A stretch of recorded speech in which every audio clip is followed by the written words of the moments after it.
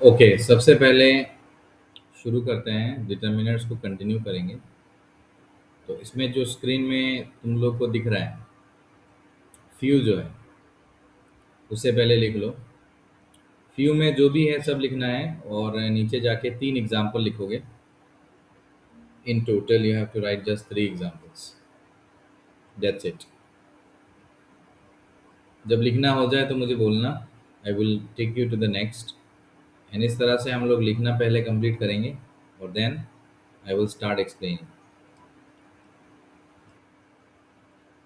अब इसको लिखना है, F you,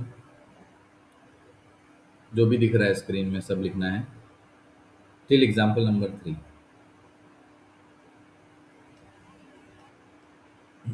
now right this, the few till example number 3।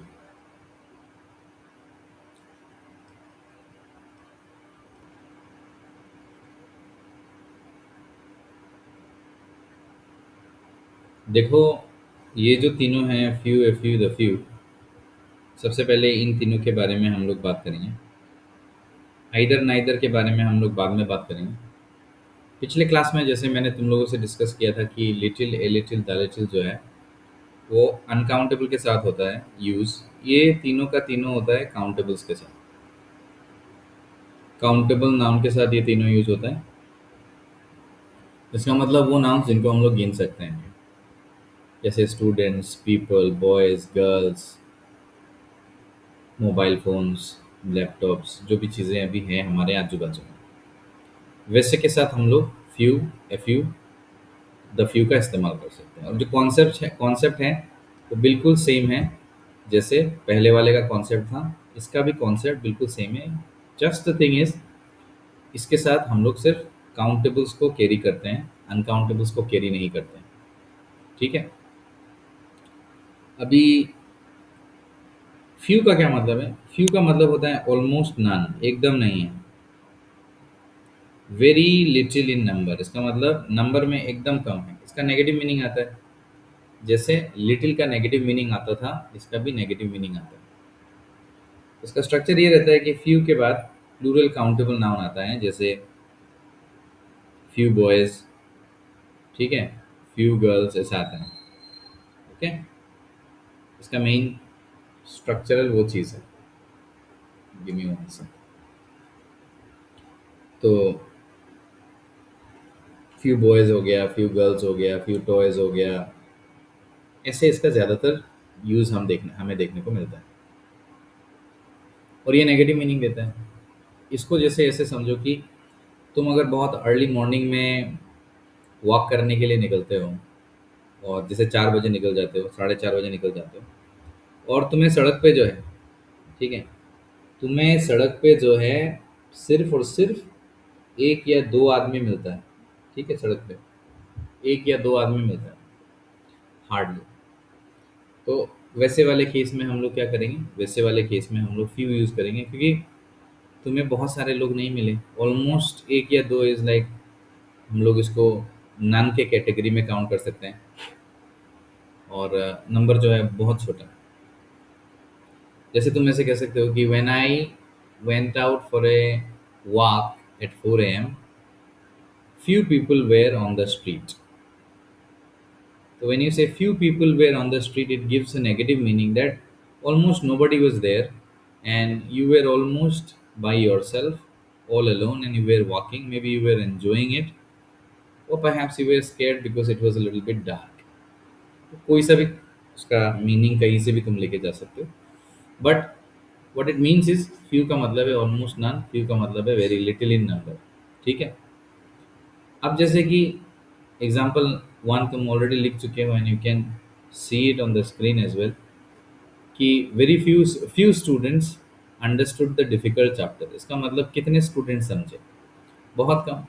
If in a class let's say there are 30 students, few students understood the difficult chapter. इसका मतलब एक या दो, या मान लो 3-4 स्टूडेंट ऐसे रहेंगे जिन लोगों ने जो है इस कॉन्सेप्ट को या इस चैप्टर को समझा है। बाकी मेजोरिटी लोगों ने ये चैप्टर नहीं समझा है। उसी तरह से दो नंबर एग्जाम्पल जब तुम देखोगे, few people attended the meeting, इसका मतलब almost nobody attended the meeting. जैसे मैंने पिछले क्लास में बताया था कि लिटिल के साथ instead of saying something directly on the face, हम लोग थोड़ा पोलाइट होके कभी कभार चीज़ें बोलते हैं, instead of directly saying no, instead of being too negative, है ना, हम लोग पोलाइटली चीज़ को क्या करते हैं, डिस्कार्ड करते हैं। तो few people attended the meeting is just like that, it's like nobody attended the meeting, it's like we called 30 people, 50 people, only two turned up, only two persons came, so it meant like that। उसी के साथ अगर हम लोग यहाँ पे इन examples को देखें, ये सब तो मैं ऑलरेडी करा चुका हूँ। ये वाला देखो, few books were available in the library, इसका मतलब it was a library though, but इसमें इतने ज़्यादा किताबें नहीं थी। इसका मतलब the library was not fully equipped, उसमें जितने नंबर ऑफ बुक्स होने चाहिए थे उतने नंबर ऑफ बुक्स उस पर नहीं थे। तो it gives a negative meaning. जब भी तुम्हें नेगेटिव मीनिंग देना होता है, तुम क्या करते हो, फ्यू का इस्तेमाल करते हो इन अ सेंटेंस। समझे बात को? बाकी और दो एग्जांपल्स यहाँ पे हैं, जैसे few workers agreed to the proposal, इसका मतलब almost no worker agreed to the proposal, out of 100 maybe 2 3 और 5 एग्रीड, तो बाकी 95 did not agree, so it's not an agreement, वो एग्रीमेंट तो हुआ नहीं। उसके बाद 5 नंबर में you can see few trees survive the storm, so there was a storm, एक तूफान आया था, उसमें फ्यू ट्रीज सर्वाइव, इसका मतलब almost all the trees got destroyed. Few trees survive का मतलब है वन और टू इज स्टिल स्टैंडिंग, बाकी 98% 97% of them are all gone और destroyed, so it gives a negative meaning। Always remember, whenever you have to put a negative meaning out there, you want to express a sentence in negative, but of course in being polite a little bit, तो तुम जो है few का इस्तेमाल कर सकते हो। ठीक है, अब उसके साथ हम लोग एफ यू में आते हैं। एफ यू जो है उसे हम सम के साथ इंटरचेंज कर सकते हैं, अ स्मॉल नंबर। कुछ स्टूडेंट्स को लगता है कि एफ यू का मीनिंग मैनी है, नहीं, एफ यू का मीनिंग सम होता है, मैनी नहीं। ये हमेशा याद रखें, फ्यू का मीनिंग सम है, मैनी तो कतई नहीं है, बिल्कुल भी नहीं है। फ्यू मतलब थोड़ा है तुम्हारे पास, स्मॉल नंबर है, बट जो भी है वो इनफ है। ठीक है, ये पॉजिटिव मीनिंग देता है, just how a little use to give positive meaning with uncountable nouns, ये भी सेम काम करता है। ठीक है, अब इसका क्या स्ट्रक्चर रहता है, you have a few for sure, उसके बाद एक प्लूरल काउंटेबल नाउन आता है जिसको तुम काउंट कर सकते हो, तो वो प्लूरल होगा, उसके साथ एस लगा हुआ रहेगा। या अगर वो इरेगुलर है तो जैसे मैन से एम ए एन से एम ई एन होता है, जो मैंने पहले भी डिस्कस किया था तुम लोगों के साथ। कुछ इरेगुलर प्लूरल्स भी होते हैं, जैसे रेगुलरली हम लोग जब प्लूरल करते हैं तो we add an S with a noun to make it plural countable, but कभी कभार जो है एस ना लगा के भी हम लोग क्या कर सकते हैं, एक सेंटेंस को जो है तुम्हारा, उसको हम लोग प्लूरल बना सकते हैं, ऐसा भी है। तो जैसे यहाँ देख सकते हो कि a few students asked questions, this gives a positive meaning। यहाँ पे a few का मतलब है some। अब तुम लोग कभी कभार ये भी तुम्हारे मन में सवाल शायद से आ रहा होगा कि क्या हम एग्जाम में जहाँ some बिठाना है वहाँ a few बिठाएंगे तो करेक्ट हो जाएगा? हाँ, करेक्ट हो जाएगा, कोई प्रॉब्लम नहीं है।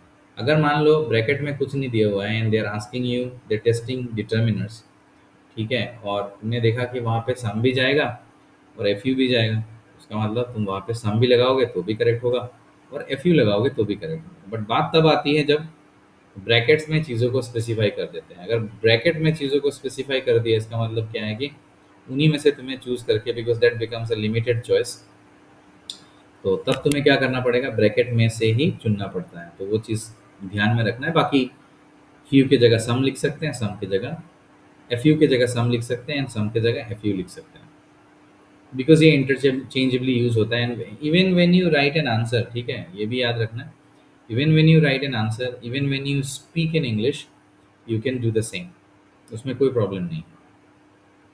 उसके बाद देखो, I have a few close friends, a few का मतलब है बहुत ज़्यादा नहीं, कुछ मेरे खास क्लोज दोस्त हैं, कुछ खास मेरे दोस्त हैं, सो दे आर देयर। उसके बाद 3 नंबर में देखो, a few birds were sitting on the tree. इसका मतलब उस ट्री पे बहुत सारे बर्ड्स नहीं थे, but some birds were there, a good number of birds were there, like not many. जैसे मैंने पीछे पहले भी बताया था कि जो सम है वो इन बिटवीन आता है, फ्यू के फ्यू, उसके बाद सम, उसके बाद मच मैनी आता है। ठीक है, तो वो ये इस तरह का है। तो एफ यू का मतलब ये नहीं होता कि बहुत ज़्यादा है, एफ यू का मतलब होता है कि एक लिमिटेड नंबर है। 4 नंबर में देखो, she bought a few apples, कुछ एप्पल्स उसने खरीदे। अब ये एफ यू कितने हो सकते हैं, जैसे मान लो 1 केजी में कितना आता है, 6-7 एप्पल आता है, 6-7 खरीदा होगा उसने, या 2 केजी खरीदा होगा उसने। That's what F U means for a single person, 1 KG 2 KG is enough. मैं तो कहूँगा half K G is also enough, but nobody buys half K G. So somewhere around 1 KG और 2 KG is enough. तो वो F you से वो meaning समझा रहा है। अब यहाँ पे मैनी नहीं समझा रहा है, because you are not a seller, you are not going to buy cartons after cartons, you are not going to do that. So a few teachers attended the seminar, इसका मतलब if your school has 30 teachers, maybe 10-15 of them, 10-15 number of them attended the seminar, not all of them, बाकी सारे लोग, कुछ ऐसे भी लोग हो सकते हैं जो वहाँ पे थे, वो घर चले गए। आई होप तुम लोग को बातें अच्छे से समझ में आ रही हैं। मैंने जैसे पहले भी कहा है कि यहाँ पे एक हैंड रेज करने का ऑप्शन आता है, विच यू कैन डू, जो हमारे गूगल मीट में है। जैसे करेंगे तो हैंड रेज हो जाएगा, that means you have a question, I will easily understand. ठीक है, so that's a button there. अगर वो तुम रेज करते हो तो आई विल आस्क यू कि बताओ क्या क्वेश्चन है तुम्हारा, without interrupting the class. That's how we do it. अगर बाकी नहीं है तो of course we can go on as we are going. अब यहाँ पे द फ्यू देखते हैं। द फ्यू का क्या मतलब होता है? द फ्यू का वही मतलब होता है जो द लिटिल का हुआ करता था। द फ्यू का क्या मीनिंग है? द फ्यू का वो एग्जैक्ट मीनिंग है जो एफ यू का है। एफ यू का जो मीनिंग है वही द फ्यू का मीनिंग है, मतलब जो उसका मीनिंग है, मतलब स्मॉल नंबर समझाता है, जो है अभी तुम्हारे पास। ठीक है, बट द फ्यू हम लोग यूज करते हैं when you mean all of them. मतलब मान लो किसी के पास 7-8 एप्पल है, ठीक है, किसी के पास 7-8 चेयर है, किसी के पास मान लो 7-8 टेबल फैन है। तो तुम्हें वो सारे के सारे चाहिए, क्योंकि कोई कोई एक फंक्शन कराना है या कुछ ऐसा कराना है, तो तुम्हें सारा का सारा चाहिए मान लो। तो उस मामले में, क्योंकि जिस बंदे से तुम ले रहे हो, जिस पर्सन से तुम ले रहे हो, उसके पास बहुत सारा तो है नहीं, बट उसके पास जितना भी है, you want all of them. जितना भी उसके पास नंबर में है तुम्हें सब चाहिए, या you want to mean all of them, you want to mean सब के सब तुम मीन करना चाहते हो। तो ऐसे केस में तुम क्या कर सकते हो? द फ्यू का इस्तेमाल कर सकते हो, जैसे हम लोग वहाँ पे द लिटिल का इस्तेमाल करते आ रहे थे। तो यहाँ जैसे देखो, let us look at one और two examples to clear this idea. जैसे the few books in the library are very useful. ना यहाँ पे जो द फ्यू बुक्स बोला है इन द लाइब्रेरी, इसका मतलब how many books are there, not a big number, it means some books. जो थोड़े किताबें हैं लाइब्रेरी में, but you mean all of them. जो थोड़े किताबें हैं, थोड़े मीन्स यू मीन सारे के सारे। जो थोड़े हैं वो सारे के सारे तुम कह रहे हो बहुत यूजफुल हैं, और वो बहुत अच्छे किताबें हैं, दैट्स व्हाट यू मीन। ठीक है, उसके बाद जैसे 2 नंबर में हम जब जाते हैं, the few students who remained completed the project. का मतलब the few student who remain मतलब हु स्टेड बैक, जो मतलब एक्स्ट्रा क्लास के लिए ठहरे थे या जो गए नहीं थे किसी कारणवशत, तो उन्होंने क्या किया, उन्होंने प्रोजेक्ट को कंप्लीट किया। तो यहाँ पे द फ्यू का मतलब क्या है? Not a big number, small number, but you mean all of them. You always need to remember this कि द फ्यू से हम लोग ऑल ऑफ देम को मीन करते हैं, and it means a little amount और नंबर। द फ्यू से तो नंबर ही है, द लिटिल से अमाउंट मीन करता है, बहुत ज़्यादा नहीं। और कुछ एग्जांपल्स देखेंगे, हालांकि तुमने सिर्फ 3 तक लिखा है। जैसे यहाँ देखो, the new coins, the few coins in my pocket were enough for tea. इसका मतलब मेरे पॉकेट में जितने भी कॉइन्स थे वो इनफ थे चाय खरीदने के लिए। उसका मतलब तुम्हारे पॉकेट में कितने ही कॉइन हो सकते हैं? 1000 कॉइन तो तुम्हारे पॉकेट में हो नहीं सकते, 4-5-6 कॉइन ही होंगे ज़्यादा से ज़्यादा, because people do not carry a lot of coins like that, because उससे पॉकेट भारी हो जाता है और गिरने का चांस भी होता है, and it's not comfortable to carry around coins in your pocket, even in your wallets or purses.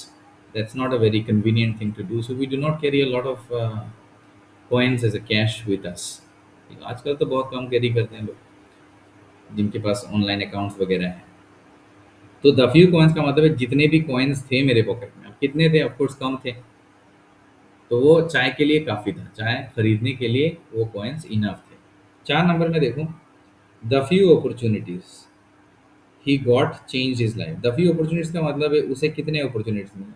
कुछ अपॉर्चुनिटीज मिले, कुछ गिने चुने अपॉर्चुनिटीज मिले, लेकिन you mean all the opportunities that this person got.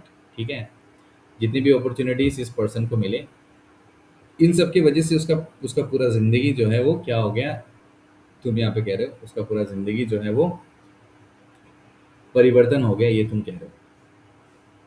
उसके बाद the few survivors were rescued quickly. The few survivors का मतलब है not a lot of survivors were there, many people died, but कुछ ही लोग थे वहाँ पे, very small number who could survive, और उनको जाके रेस्क्यू टीम ने रेस्क्यू कर लिया। So that's what it means, all of them, it means all of them. Anyways, अब क्विकली अनम्यूट करके बताओ कि कहीं पे कोई डाउट है, अगर नहीं है तो समझ में आया कि नहीं, हाँ या ना में जवाब। समझ आया सर। समझ आया सर समझ आया। सर समझ आया सर। ठीक है फिर, because you have an exam coming and your teacher is going to, any teacher, your teacher is going to put a very heavy duty paper, but उससे तुम्हें फर्क नहीं पड़ना चाहिए मेरे हिसाब से। हैवी ड्यूटी हो कुछ भी हो, फर्क तुम्हें नहीं पड़ना चाहिए। अगर तुम्हारा कॉन्सेप्ट क्लियर है, अगर तुम्हें सेंटेंस के मीनिंग ड्रॉ आउट करना आता है, फिर तुम्हें कोई दिक्कत नहीं होना चाहिए। If your revision is so, क्या बोलते हैं, if your revision is enough, if you have done enough, if you have understood enough, if you have practice enough, फिर तुम्हारा एग्ज़ाम खराब होने का चांसेस नहीं रहते। बट हाँ, कभी कभार क्या होता है कि because you are in a transition period, right, the way you studied in class 8, it's not the same way you are studying in class 9, and of course it's not the same way you will study in class 10, so therefore there is this transition period going on। तो ये बात तुम्हें भी समझना पड़ेगा कि when you have a transition period and when the standard of the questions all of a sudden increase, क्योंकि पहले तुम्हें ऐसे questions का you've not been habituated by the teachers with such questions, so all of a sudden if you get like a very standard question, it um, it challenges you, है ना, it challenges you, it puts you in a difficult situation, difficult spot। so घबराना नहीं है, इसको challenge की तरह लेना है, and you have to give your best, and constantly तुम्हें इम्प्रूव करने के बारे में सोचना है। तो वो चीज़ है, और तुम्हारे लिए तो अच्छा ही है क्योंकि all the classes that I take you already have them recorded, so later on if you have any doubt anywhere you can go back and check. ठीक है, अभी हम लोग नेक्स्ट पॉइंट्स को करेंगे। So you can see either on your screen, start writing, you have to write 3 examples, there are 2 visible only, later on I will show you one more example, so you have to leave space for that। ये जब लिख लोगे, I will make you write neither also, and then मैं discuss करूँगा कि how they work, what is the use of it, what do they mean, ये सब चीज़ें बताऊँगा।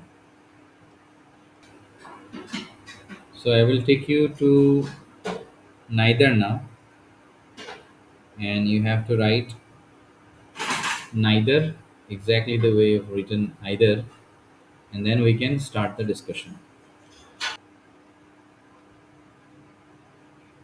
देखो भाई, आइदर क्या है? बिल्कुल ही टफ नहीं है चीज़। आइदर का मतलब होता है you have two alternatives, okay, and you mean one और the other of the two persons. ठीक है, let's say you have A here, you have B here, you do not mean both of them. ठीक है, either it means one और the other of the two person, either you mean this one और you this one.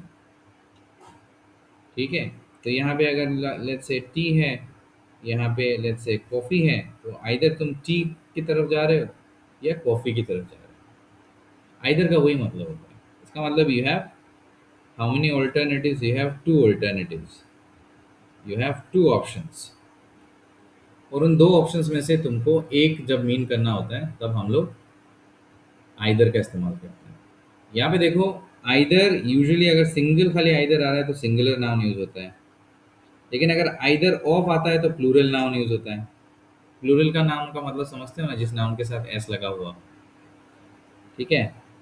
तो either sentence के beginning में भी आ सकता है, आइदर सेंटेंस के मिडिल में भी आ सकता है।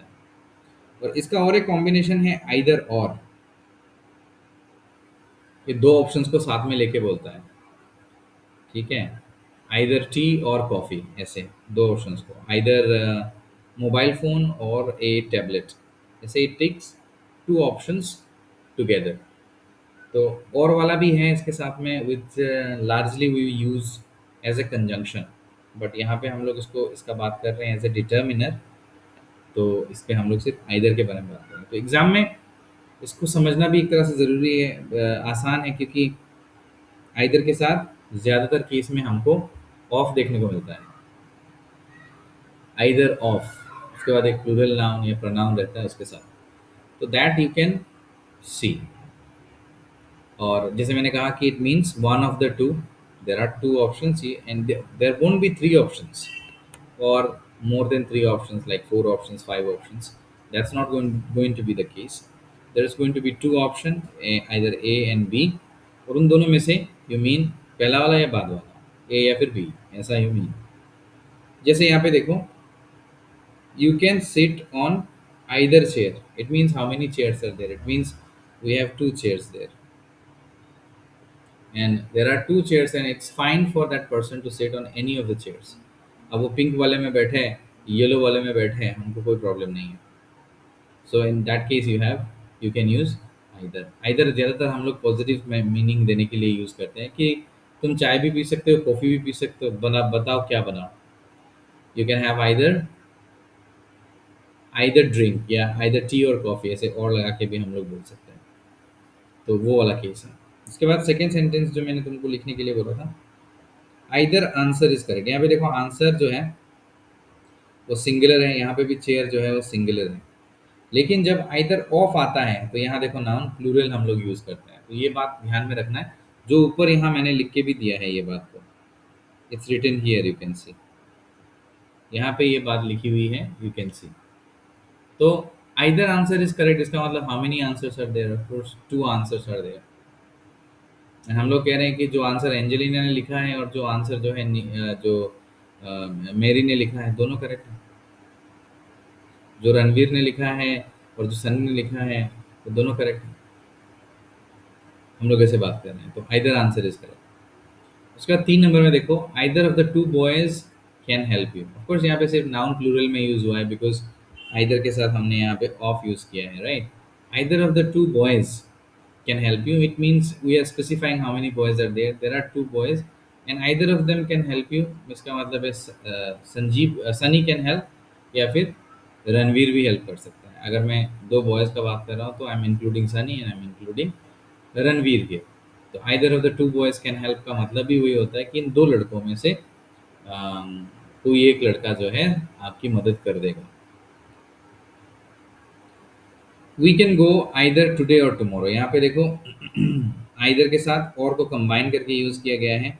हम आज जा सकते हैं या कल जा सकते हैं, ऑल्टरनेटिव इसको क्लियर किया गया है।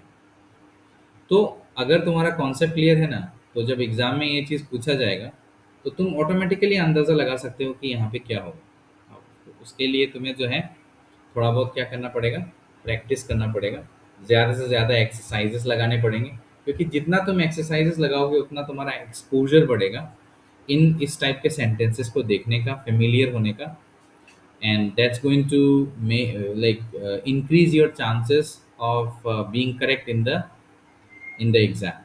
तो वही है। तो जो स्टूडेंट्स जो है रिविजन्स को हल्के में लेते हैं, जो स्टूडेंट्स जो हैं ये ऐसा सोचते हैं कि अरे ये एक्सरसाइज करूँ क्या, इतना लंबा करूँ क्या, उनका डेवलपमेंट नहीं होता है, मतलब ठीक है। तो हार्ड वर्क तो बेटा करना पड़ेगा ना। इवन जो सुपर टैलेंटेड लोग होते हैं, अगर वो काम ना करें, और एक ऐसा व्यक्ति जो इतना टैलेंट नहीं है उसके पास, लेकिन वो रोज़ काम करता है, मेहनती है, वो आगे चला जाएगा। यही है लाइफ का, यही चीज़ है। तो if you want to score hard, you have to revise, you have to revisit the classes that we are taking. ठीक है, वहाँ पे जाके वापस से क्लास देखना पड़ेगा, मुझे एक्सरसाइज मांगना पड़ेगा, एक्स्ट्रा एक्सरसाइज करना पड़ेगा मेरे से लेके। मैं तो कराऊंगा जो है स्पेसिफिक, जो मैं कराता हूँ एवरी टॉपिक के ख़त्म होने के बाद। उसके on top of that you have to ask for it and you have to solve and you have to like necessarily send me the answers and check yourself कि कहीं पे correct, कहीं पे गलती तो नहीं है। और अगर मिस्टेक्स हो रहा है तो you have to come back and ask कि क्यों गलती हो रहा है। इतना अगर तुम एफर्ट डालोगे तो तुम्हें कोई नहीं रोक सकता। कोई सा भी टीचर, कहीं का भी टीचर हो, इवन इंग्लैंड से आगे कोई पेपर बनाए तो भी तुम्हें कोई दिक्कत नहीं होगा। तो that is the mindset you need to develop. मैं ये ऐसे ही तुमको मैंने बता दिया, तो ये इस पर ध्यान देना है थोड़ा। अब इसमें देखो, either road leads to the market. इसका मतलब क्या है, यहाँ पे दो रोड है और दोनों के दोनों ही मार्केट में जाते हैं। ये ऐसे जाके भी ये मार्केट में जाता है और ये ऐसे जाके ऐसे जाके ऐसे जाके मार्केट में जाता है। तो इससे जाने से भी हम लोग मार्केट जा सकते हैं, इससे जाने से भी हम लोग मार्केट जा सकते हैं। यहाँ पे मार्केट है तो कोई प्रॉब्लम नहीं है। अब नाइदर देखो, neither is exactly the opposite of either and this should be very easy for you to fathom, to understand. Okay, see, neither का क्या मतलब होता है, not one and not the other of the two. जो पहले का example मैंने दिया था ए और बी का, इसमें हम लोग नाइदर से क्या कह रहे हैं, ए भी नहीं बी भी नहीं और दोनों को एक साथ दोगे तो भी नहीं। नाइदर कंप्लीट नेगेटिव मीनिंग देता है। ठीक है, और इसका रूल भी सेम है। जब नाइदर आता है तो उसके साथ सिंगुलर नाउन आता है, नाइदर ऑफ आएगा तो प्लूरल नाउन यूज़ करेंगे। और इसको हम लोग नाइदर और नॉर के साथ यूज़ करते हैं। तो ये शब्द यूज़ रखना है, याद रखना है। कुछ बच्चों को लगता है क्योंकि आइदर के साथ और लगा है तो नाइदर के साथ भी और लगना चाहिए, बट ऐसा नहीं है। नाइदर के साथ और नहीं लगता, नॉर लगता है। तुम्हारा जो स्टेज है ना उसमें ऐसा कन्फ्यूजन होता है। और ये चीज़ तुम आगे जाके देखोगे कि जब हम लोग सब्जेक्ट वर्ब एग्रीमेंट करेंगे ना, तब तुम्हें ये सारे प्रॉब्लम्स आ सकते हैं। तो इसलिए तुम्हारा कॉन्सेप्ट जो है वो यहाँ पे क्या होना चाहिए, तुम्हारा कॉन्सेप्ट जो है वो यहाँ पे क्लियर होना चाहिए। अब जैसे यहाँ पे देखो, नाइदर आंसर इज करेक्ट, इसका क्या मतलब हुआ, इसका मतलब how many answers do you have their. Of course you have two answers, right, you have two answers. And जो दो आंसर्स के बारे में हम लोग बात कर रहे हैं, दोनों ही करेक्ट नहीं है। ए भी करेक्ट नहीं है, बी भी करेक्ट नहीं है। That is why we have used neither given negative meaning. और ये तुम्हें कैसे पता चलेगा एग्जाम में, अगर ये तुम्हारे माइंड में आ रहा होगा। Of course there will be a context to the sentence, और उस कॉन्टेक्स्ट की वजह से तुम्हें समझ में आएगा कि यहाँ पे नाइदर ही होना चाहिए। ठीक है, एट रैंडम ऐसे कोई सेंटेंस नहीं देगा कोई भी टीचर जहाँ पे फुल्ली कंफ्यूजन हो, बिकॉज दैट, अगर ऐसा होता है तो that is an incomplete question paper. अगर बच्चे को समझ ही नहीं आ रहा है वहाँ पे क्या होगा, और ऐसा फालतू सा क्वेश्चन पेपर कोई बना लेता है, तो that will be N incomplete question paper and that will be A questionable question paper. समझ रहे हो? तो मुझे नहीं लगता ऐसा क्वेश्चन पेपर कोई बनाता है। उसमें of course there will be a concept, मतलब कॉन्टेक्स्ट रहेगा उसमें, सामने कुछ दिया हुआ रहेगा, तो उससे तुम्हें पता चलेगा कि it should be neither, it can not be either. ठीक है, दूसरे वाले में देखो नाइदर ऑफ लगा हुआ है तो देयरफॉर यहाँ पे प्लूरल नाउन यूज किया गया है, players. Neither of the two players was fit, इसका मतलब प्लेयर वन भी फिट नहीं था और प्लेयर टू भी फिट नहीं था। दोनों के दोनों फिट नहीं थे, दोनों के दोनों बिल्कुल ही अनफिट प्लेयर्स थे। ये हम लोग यहाँ पे मीन कर रहे हैं। यहाँ देखो हम लोग बोल रहे हैं neither road is safe at night, रात में ये दोनों रास्ते सेफ नहीं है। इसका मतलब रोड वन से जाओ टू से जाओ, दोनों ही रात के समय में क्या है, सेफ नहीं है। So you want to mean negative. तुम किसी को कहते हो भाई तुम जो है इनका क्लास भी ज्वाइन मत करो और उनका क्लास भी ज्वाइन मत करो, तो उसका मतलब क्या है, दोनों क्लासेस अच्छे नहीं है, दोनों में मत जाओ।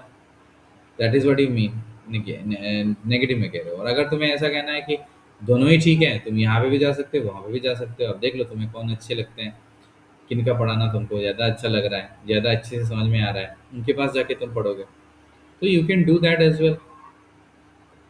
ठीक है, तो आइदर गिव्स पॉजिटिव मीनिंग। यहाँ पे देखो ही लाइक्स नाइदर, बड़ा सुंदर सेंटेंस है इसमें देखो, he likes what, he likes neither tea nor coffee. My pen is running out of charge, so that gives a little bit of problem every now and then. Plus ये थोड़ा बूढ़ा हो गया है, बूढ़े लोगों को जो प्रॉब्लम आता है ये पेन को भी आने लगा है अभी. Its battery is not up to the mark. Anyhow, यहाँ पे देखो, he likes neither tea nor coffee. इसका मतलब ये है कि इसमें नॉट नहीं लगा हुआ है, but because of the presence of the word neither, it's also pronounced as neither in American English. तो दोनों उच्चारण ही करेक्ट है. हम लोग हालांकि ब्रिटिश सीखते हैं, but none of us speak in the British accent. That's another funny story.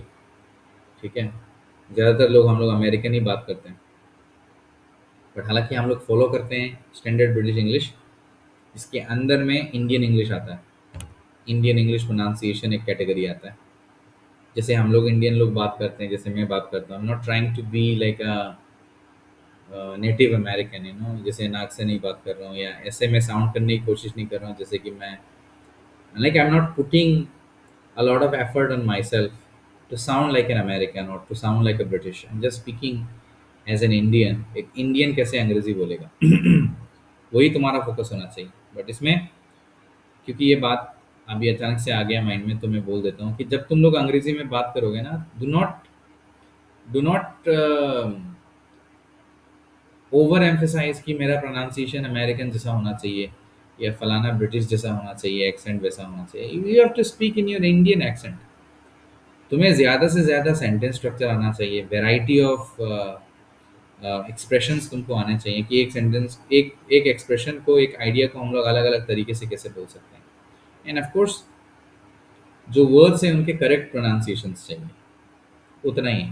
You do not have to sound like an American, you do not have to sound like a British. That's a foolish thing to do, उनके accent को follow करना है and वो सब. And then you sound really funny. जब तुम लोग उनके एक्सेंट को फॉलो करने की कोशिश करते हो, you sound really funny. It's like a British guy trying to speak Hindi, he sounds funny. It's so it will be the same for us, because when we try to sound like them, we will sound funny to them. इसलिए you have to stick to your Indian accent. जैसे मैं बात कर रहा हूँ ना, I'm not trying to put on an accent. So you have to carry on your Indian accent. Like Shashi Tharoor जो है, when he speaks, so he speaks in his own Indian accent, because वो मलयाली हैं तो उनका Malayali touch भी आता है. तो हमको भी वही करना है, उसी में बात करना है. बट हाँ, प्रोनाउंसिएशन अच्छा होना चाहिए और फ्लो पता होना चाहिए कैसे बात करते हैं. जैसे हम लोग हिंदी में बात कर रहे हैं या बांग्ला में करते हैं, तो फ्लो मेंटेन करना है. 4 नंबर में बोला है कि ही likes neither tea nor coffee. दोनों पसंद नहीं उसको. सेंटेंस में नॉट नहीं लगा हुआ है, just because of the presence of neither ये नेगेटिव हो जाता है. 5 नंबर में बोला है neither of them attended the meeting. मतलब कि इसने भी नहीं करा, उसने भी नहीं करा, दोनों ने मीटिंग अटेंड नहीं करा, दोनों ने एक साथ मिलकर बंक मारा है. That's what it means. अब तुम लोग मुझे बताओ कि ये पूरा जो कॉन्सेप्ट है आइदर नाइदर का, तुम लोगों को समझ में आया? हाँ सर. हाँ सर. Yes sir. हाँ हाँ सर. सर. ठीक. थोड़ा सोचना इसके बारे में, यूज़ करने की कोशिश करना जब एक दूसरे से चैटिंग करते हो, या whenever you meet one another in school और in any other place. Try to speak, try to use these. वो बहुत ज़्यादा ज़रूरी है. और अंग्रेज़ी में बात करने की कोशिश करो. At least 50% of your conversation should be in the language that you are trying to master. तो बाकी 50% you can either speak in Bangla or Hindi. That doesn't matter. But 50% of your conversation, whenever you talk to anybody, like casual talk जब हम लोग कर रहे हैं, जैसे मैं अभी बात कर रहा हूँ ना, तो whenever I'm trying to make you understand anything, मैं इंग्लिश बोल रहा हूँ ज़्यादा, उसके साथ हिंदी भी बोल रहा हूँ मैं, so that there is a blend of both the languages, ताकि तुम्हें अच्छे से समझ में आए. वैसे ही तुमको बात करना है. ये चीज़ मैंने पहले भी एक क्लास में बताया था, दोबारा बता रहा हूँ ताकि ये चीज़ का इम्पोर्टेंस तुम लोग को समझ में आए. ठीक है, तो इसके साथ हम लोग का इसमें और भी डिटर्मिनेंट्स कुछ बाकी है, जैसे फ्यूअर बाकी है, लेस बाकी है, इनफ बाकी है. तो वो सब मैं कराऊंगा किसी और एक क्लास के अंदर. आज हम लोग सोशल साइंस का एक चैप्टर है अंडरस्टैंडिंग डेमोक्रेसी, उसका मैं थोड़ा इंट्रोडक्शन कराऊंगा, because that's there in your syllabus, I have just seen. तो उसका मैं एक इंट्रोडक्शन कराऊंगा ऐसे 15-20 मिनट और. उसके बाद आज का क्लास हम लोग कंक्लूड कर देंगे. ठीक है.